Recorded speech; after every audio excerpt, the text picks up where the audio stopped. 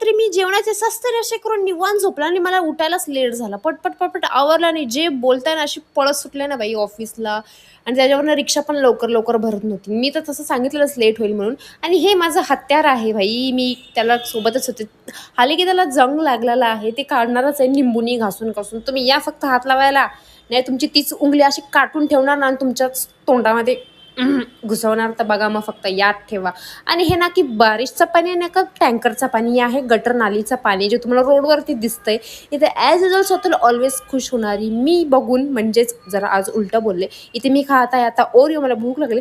संध्याकाळी माझ्याकडून बिस्किटचा तुकडा माझ्या कबटमध्ये पडला. म्हणजे रॅपर मी कबटमध्ये होते.